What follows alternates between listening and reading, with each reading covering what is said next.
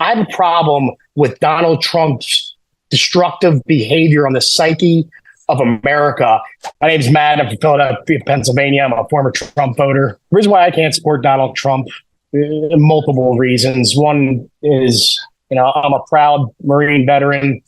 When Trump started attacking some of our American heroes, like, let's just be honest, let's call a spade, John McCain. That guy did more for our country than probably every other senator that has come before or after him, right?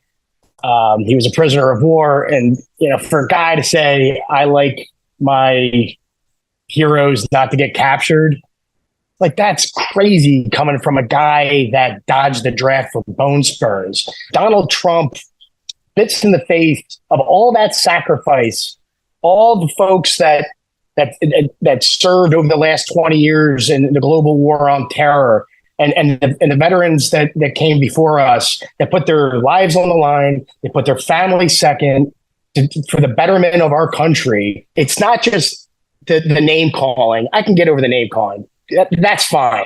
I have a problem with Donald Trump's destructive behavior on the psyche of America, and especially as it relates to the military. It's deeper than just my personal feelings and sticks and stones and stuff like that. It's the impact that those words have as the commander in chief. And Donald Trump has demonstrated that he is ill-equipped and unfit to be the commander in chief of our country. And as we got closer and closer to January 6th, and of course, Donald Trump did put it out there on Twitter, it's going to be wild. Come down to the Capitol, and it's going to be wild. And everything that I knew in my heart was going to happen that day played out live, and I watched it with my own eyes.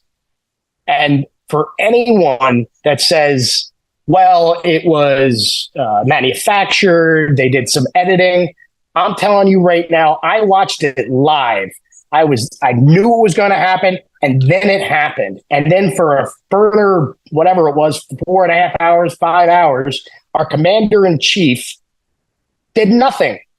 Nothing. Now he'll tell you, President Trump will tell you, well, I sent out these tweets and he's trying to do this for his revisionist history. But again, I remember that day. It is seared into my brain, into my soul, and I will never, ever forgive Donald Trump for that, for the actions and inactions that he took against our country and our democracy and our elected officials at the Capitol. Put them in harm's way.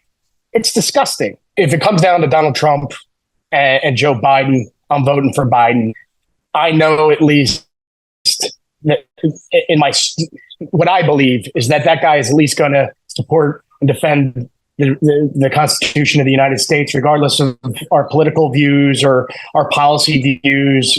Obviously, I don't agree with a lot of what President Biden does, but when you have what I believe our country on the line and the consequences of another Trump presidency, I think it's a no-brainer.